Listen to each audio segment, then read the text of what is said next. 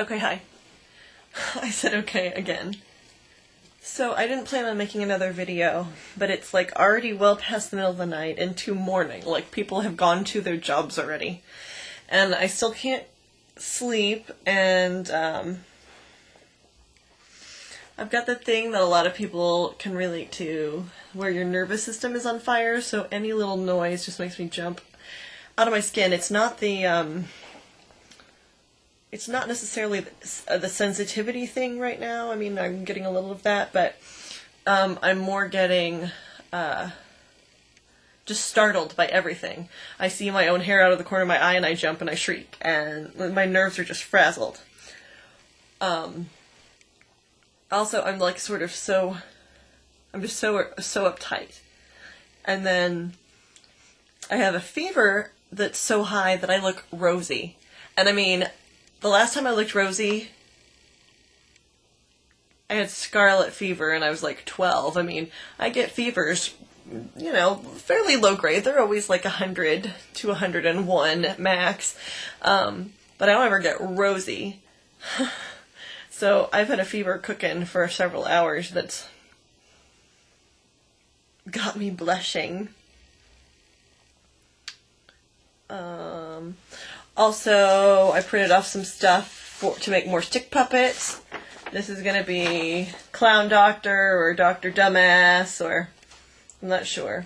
The misdiagnosing doctor, which I'm not saying misdiagnosing doctors are bad. No one's perfect, and Lyme disease is a really sort of bugger of a thing to find. Plus, with the society, the way the medical society is set up, it's dangerous for somebody to become a Lyme literate doctor, because if they want to treat accurately, in some places they're getting in trouble for it. So I probably shouldn't call that Dr. Dumbass, but like Dr. Misdiagnosis. See, he's funny because he forgot his pants. And then this is Dr. Awesome. My Dr. Awesome, my specialist, happens to be a female. It's not that I'm completely sexist, although I sort of am. But, and then I'm doing this thing. I'm going out of town this weekend to direct a statewide, one act for a statewide festival, which, you know, several months back when I said, yes, I'd do it, when they offered me that job, I thought, awesome. It's a short-term project, and I'm on a herxing schedule of sorts, and it'll be fun to get away. And now it's like, oh my gosh, what the crap was I thinking? Like, my health has just changed. I mean, my health is not miserable. I'm still moving around and stuff. I'm not in the hospital. But if I'd known then what I know now, I wouldn't have volunteered. I'm sure it will still be very fun. I get to stay in a hotel. And meet actors and directors and writers that are statewide in my state, and so that's all going to be really fun. So I'm directing a piece sort of about racial labeling that has knockoff characters. They're not using brand names, but they have knockoff characters of Mrs. Butterworth, and here's an old Mrs. Butterworth cartoon.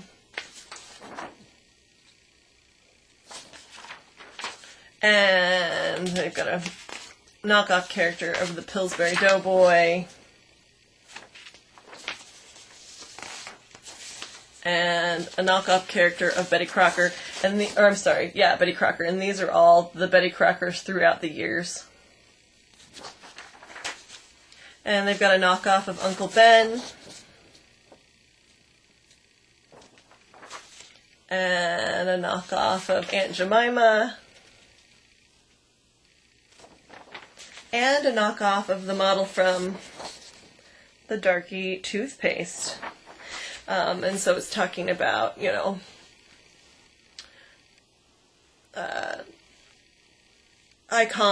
food icons from certain races and how they were portrayed in a poor light. And it is a broad comedy, and it's written by a man that's from the African American Repertory Theater in my state.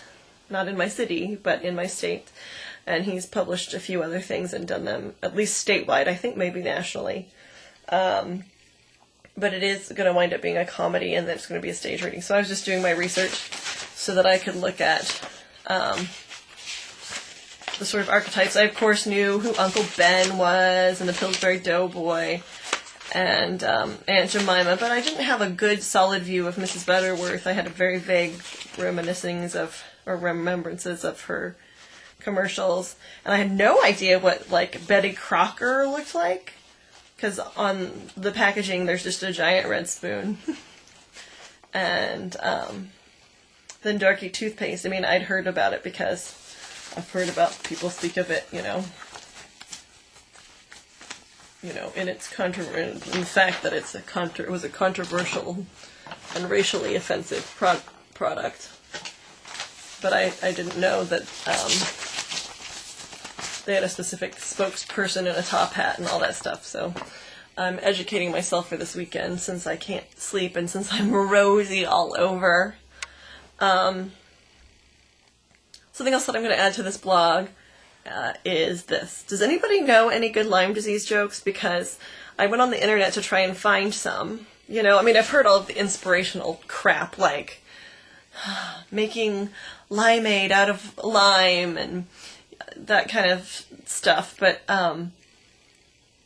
there were some Lyme sort of inside jokes that I found on some boards that, were funny to me because I understand I live in the head of brain fog and stuff like that. But the only, like, sort of general joke I found was, if you have Lyme, don't get lemons or you'll turn into Sprite. I'm sorry to whoever wrote that joke.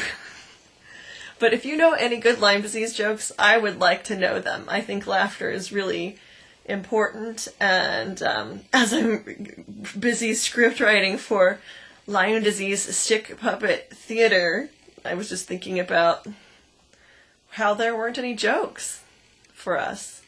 There's a whole bunch of jokes for